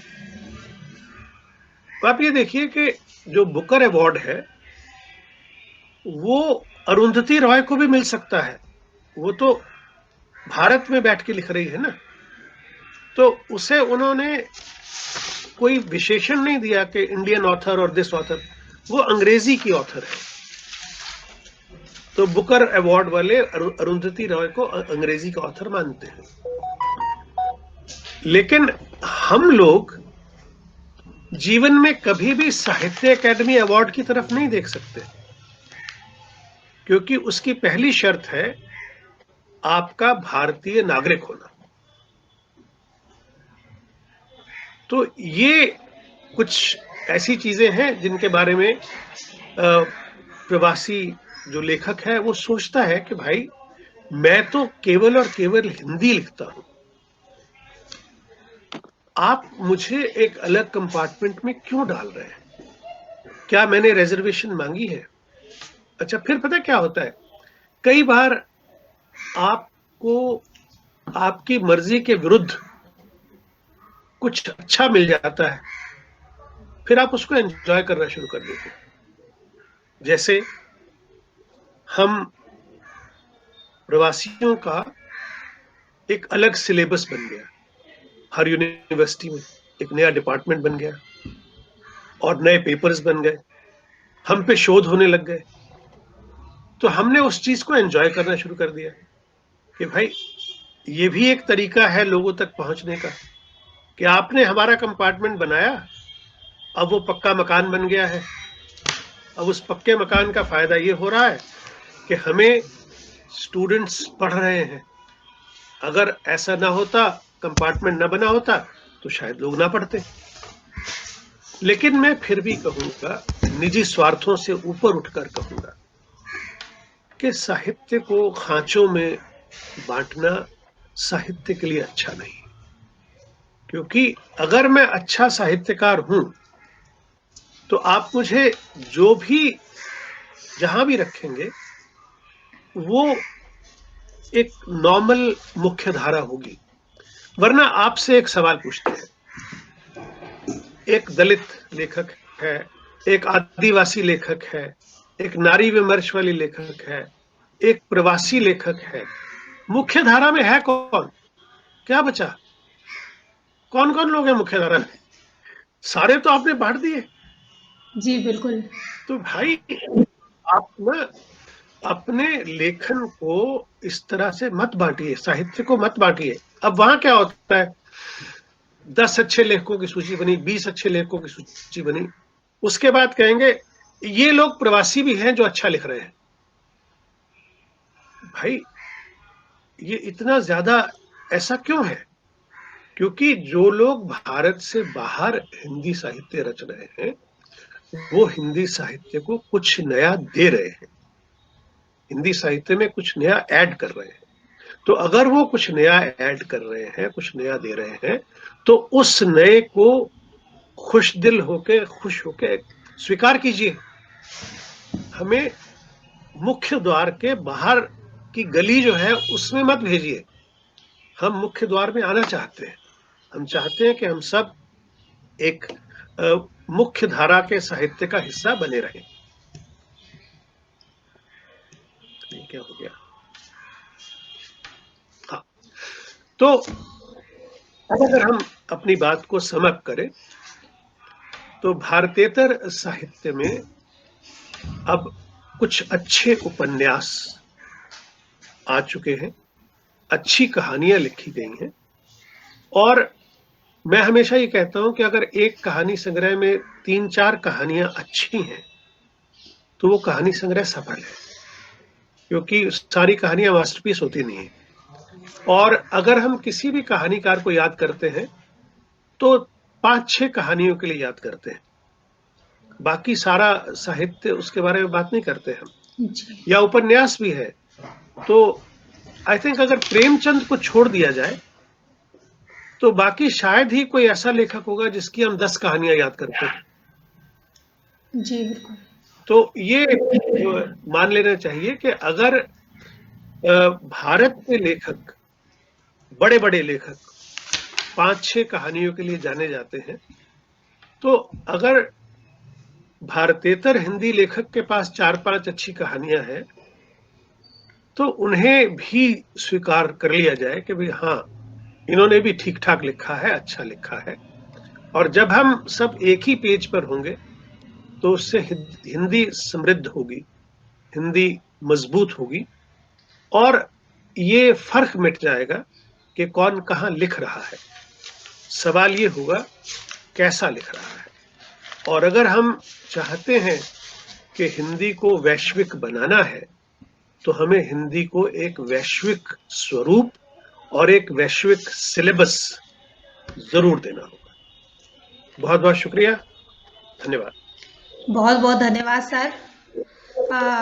सर जो आपने बात बताई ये निश्चित रूप से बिल्कुल सही है कि हमें अगर हिंदी को आगे बढ़ाना है तो हमें एक ऐसा पाठ्यक्रम तैयार करना होगा जो सभी राज्यों में एक सा हो और विदेशों में भी एक सा हो, जिससे हम जब हिंदी बोलें तो उसमें ना बुंदेली का ज़्यादा पुट हो ना खड़ी बोली का हो। यही हमारी भाषा की एक सबसे बड़ी वो है हिंदी की कि हमारी इतनी बोलियां हैं और हम बोलियों में बटे हुए होने के कारण हम हिंदी में हमारी बोलियों के शब्द को लेकर आते हैं और वो परिनिष्ठित हिंदी हम नहीं उसका उपयोग कर पाते और शायद जो हिंदी पढ़ाई जाती है वो परिनिष्ठित हिंदी पढ़ाई जाती है। तो उसमें थोड़ा सा भेद तो है। हिंदी के विकास के लिए बच्चों की सोच बदलनी ही होगी हमें, क्योंकि उनको ये जानना बहुत ज़रूरी है कि हम अंग्रेजी पढ़कर ही आगे नहीं बढ़ सकते, हम हिंदी साहित्य को पढ़कर भी आगे बढ़ सकते हैं। आजकल बच्चों में ये देखा जा रहा है कि वो हिंदी की अपेक्षा अंग्रेजी को पढ़ना ज़्यादा बेहतर समझते हैं। जैसे कि अगर मैं हमारे छोटे से हमारा जो महाविद्यालय इसकी ही बात करूं तो यहाँ पर जो बच्चा बीएससी है, जो एमकॉम है और जो इंग्लिश मीडियम से कर रहा है तो वो अपने आप को बहुत बड़ा समझता है।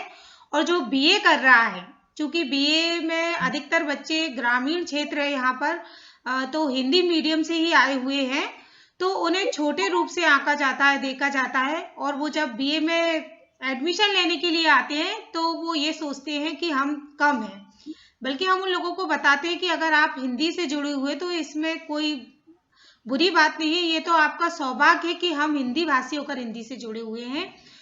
यहाँ में हमारे जो लोग जुड़े हुए हैं, हमारे शोधार्थी और भी जो आपको सर जानना चाहते हैं उनको बताना चाहूंगी कि आपको ब्रिटेन की महारानी एलिजाबेथ द्वितीय द्वारा MBE member of British empire की उपाधि से सम्मानित किया गया है।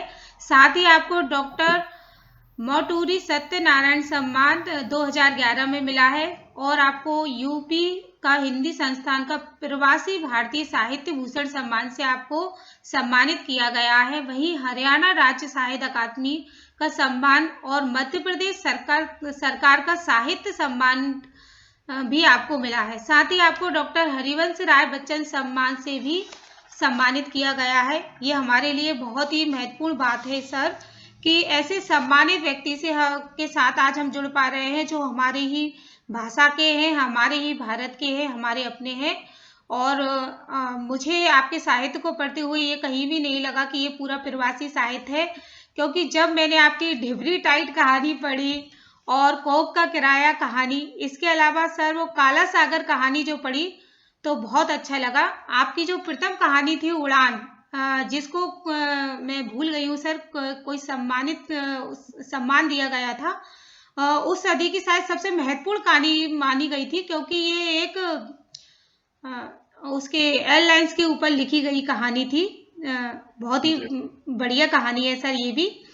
आपने एक उसमें इंटरव्यू में बताया था कि आप एक अलग तरीके से सोचते हैं। अब आप जब लिखते हैं तो गांव के बारे में ना सोचकर युवा पीढ़ी को क्या देना है इसके बारे में सोचते हैं। और आपने ये बात कही थी कि बहुत दिनों से मुझे शिकायत है मेरे सपनों से, बहुत दिनों से मुझे शिकायत है मेरे सपनों से, वो गांव मेरे सपनों में नहीं आता।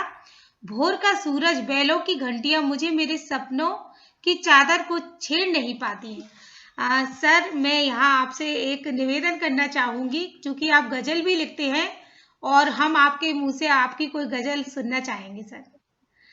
तब तक मैं विद्यार्थियों से अनुरोध करूंगी कि वो तेजेंद्र शर्मा जी से कोई प्रश्न करना चाहे तो आपका प्रश्न आमंत्रित है। आप चैट बॉक्स में प्रश्न लिखकर पूछ सकते हैं। सर तब तक आप अपनी कोई गजल सुनाइए। आदरणीय शर्मा जी प्रतीक्षा में हैं हम लोग। जी जी जी चलिए मैं आपको एक गजल सुना देता हूँ कि घर जिसने किसी गैर का आबाद किया है, घर जिसने किसी गैर का आबाद किया है, शिद्दत से आज दिल ने उसे याद किया है। घर जिसने किसी गैर का आबाद किया है, शिद्दत से आज दिल ने उसे याद किया है। जग सोच रहा था कि है वो मेरा तलबगार, जग सोच रहा था कि है वो मेरा तलबगार, मैं जानता हूं उसने ही बर्बाद किया है। वाह सर। मैं जानता हूं उसने ही बर्बाद किया है। तू ये ना सोच शीशा सदा सच है बोलता, तू ये ना सोच शीशा सदा सच है बोलता, जो खुश करे वो आईना इजाद किया है, जो खुश करे वो आईना इजाद किया है। सीने में जख्म है मगर टपका नहीं लहू, सीने में जख्म है मगर टपका नहीं लहू, कैसे मगर ये तूने ऐसे याद किया है। तुम चाहने वालों की सियासत में रहे गुम,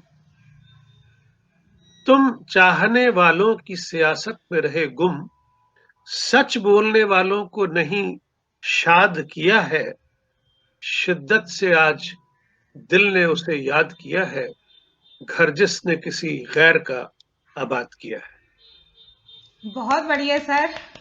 बहुत अच्छे सर। बहुत आज का उद्बोधन आपका बड़ा समसामयिक था सर, बहुत ही प्रासंगिक, आज की परिस्थितियों के लिए बहुत ही मौजूद। और आज मैं अपने आप को बहुत सौभाग्यशाली समझता हूँ कि डॉक्टर योगिता की सौजन्य से आपको रूबरू देख सके सर, आपको सुन सके। ये सही है कि हमने नहीं पढ़ा, जब से योगिता ने आपका जिक्र किया है और तब से वो आपकी प्रतिदिन चर्चा होती है। और अब मैं बिल्कुल कोशिश करूंगा कि इससे ही आपके साहित्य को पढूं। हालांकि पढ़ा मैंने, ये सही है कि मैंने पहले काफी पढ़ा है सर, और तमाम बड़े लेखकों को मैंने भी पढ़ा है सर। एक बीच में कुछ समय से अंतराल आ गया है। मैंने प्रेमचंद जी का बहुत साहित्य पढ़ा है सर, आशापूर्णा देवी जी को पढ़ा है, प्रेमचंद जी को पढ़ा है, तमाम बड़े बहुत सारे लेखक पढ़ा है। लेकिन अब थोड़ा सा गैप आ गया। लेकिन अब मैं फिर से साहित्य से आज की आपकी सारी बातचीत से जोड़ना चाहूंगा। और सब बहुत कृतज्ञ हैं सर हम। आज मुझे भी बहुत अच्छा लगा, इसलिए मैं हृदय से आपका आभार व्यक्त करता हूँ। बहुत खूब सर, आनंद आ गया आपकी गजल सुन के, आनंद आ गया। वो जख्म वाला फिर से पढ़ दें उसको गजल, वो जख्म वाला। जख्म, सीने में जख्म है मगर टपका नहीं लहू, बहुत खूब। सीने में जख्म है मगर टपका नहीं लहू, कैसे मगर ये तूने ऐसा याद किया है। बहुत खूब, बहुत सुंदर, बहुत खूब। अब इसमें कहाँ प्रवासीपन है, ये तो मूलतः आज का परिदृश्य साफ कर रही है। बहुत अच्छा, बहुत अच्छा, बहुत अच्छे समकालीन बिंदु उठाए हैं और मन को कुरेदा है, और वो चिंता का विषय भी है। समन्वय की बात, समन्वय की जो आकांक्षा है, एक रूपता की जो आकांक्षा है, वो आपने उठाई है और उसे हम लोग आगे बढ़ाएंगे जहां भी अवसर मिलेगा। बहुत अच्छा लगा। बहुत बढ़िया सर। आप ये सर ने अभी कही कि इसमें कहाँ से प्रवासी की झलक दिखती है। वही जब मैंने आपकी ये एक शायद टेम्स नदी के तट से ही ये कविता है पढ़ी, तो मुझे अज्ञे जी की झलक इसमें दिखाई दी, और मैं यहाँ वो सुनाना चाहूंगी सर, अगर आपकी आज्ञा हो तो। जी जी जी, सुनाइए। मुझे धोने आज भीतरी कपड़े, मुझे धोने हैं आज भीतरी कपड़े, लगने लगे हैं मैले से, गीली हो गई है परछाई मेरी, गीली हो गई है परछाई मेरी, भला बारिश में कैसे सुखाऊं, आंसू भी लगते हैं नाराज से, भूल गए हैं रास्ता आंखों से बाहर आने का, तसल्लियां देने से क्या होगा, तसल्लियां देने से क्या होगा, मैल बहुत गहरा है, आंसुओं की बरसात भी साफ ना कर पाएगी, आंसुओं की बरसात भी साफ ना कर पाएगी। सर मेरे पास कोई शब्द नहीं है। आपका साहित्य जब से पढ़ा है ऐसा लग रहा है कि आपके द्वारा लिखित सारी किताबें मेरे पास हो, और मैं आपसे निवेदन करूंगी कि जल्दी से सर उपलब्ध करवाइएगा। सर कार्यक्रम को आगे बढ़ाते हुए हमारे महाविद्यालय में, चूंकि मैं आपको बताना चाहूंगी कि मध्य प्रदेश शासन के द्वारा अभी 1 वर्ष पूर्व यहाँ पर नियुक्तियां हुई है, और हम सभी अधिकतर जो नए लोग हैं वो अभी नियुक्त होकर आए हैं। इसी के तहत जो जूलॉजी डिपार्टमेंट है उसमें दीक्षा भट्ट है, और वो शायद हिंदी ज़्यादा अच्छी जानती नहीं है क्योंकि उनकी भी यही वो थी कि वो अंग्रेजी मीडियम स्कूल में पढ़ी। वो जयपुर से में रही है, पली बड़ी है, और आभार व्यक्त करने के लिए आज मैंने उनको निर्देशित किया था, चूंकि मैं उनसे सीनियर हूँ और वो बड़ी डरी हुई है। लेकिन मैंने उनसे कहा कि जो भी टूटी फूटी हिंदी आपको आती है वो आपको बोलना ही होगा, क्योंकि हिंदी दिवस पे हम अगर एक ऐसे विद्यार्थी मतलब ऐसे व्यक्ति को पटल पर लेकर आते हैं जो हिंदी बोलने का प्रयास करे, तो ये हमारे विश्व हिंदी दिवस की सही सार्थकता होगी। तो मैं आभार व्यक्त करने के लिए दीक्षा भट्ट को आमंत्रित करती हूँ। दीक्षा, आइए। वैसे आपको बता दूं योग्यता कि मैंने बचपन की सारी पढ़ाई गुरुमुखी में की थी, जी 5वीं तक। जी जी सर। और 6वीं 7वीं 8वीं में सिर्फ 3 साल मैंने हिंदी पढ़ी। जी जी जी फिर मैं साइंस स्टूडेंट था, तो हमारे यहाँ साइंस अंग्रेजी में पढ़ाई जाती थी, जी जी फिजिक्स केमिस्ट्री। जी। और फिर मैंने बीए ऑनर्स इंग्लिश किया, हाँ। फिर एमए इंग्लिश। जी सर। तो हिंदी के मामले में मैं बिल्कुल अनपढ़ हूँ। अगर मेरी शादी हिंदू से ना हुई होती जी बिल्कुल तो मैं हिंदी के मामले में अनपढ़ ही रहता। तो ये उसकी वजह से आज मैं आप लोगों के साथ बैठ के बातें कर रहा हूँ। बिल्कुल सर, महत्वपूर्ण। आपने ये बात एक इंटरव्यू में भी कही थी कि इंदु ने ही मुझे हिंदी से मिलाया है, और वो जब गई तब आपकी शादी हिंदी से करा गई। जी सर, मैं डॉक्टर दीक्षा को आभार व्यक्त करने के लिए आमंत्रित करती हूँ। दीक्षा, आइए।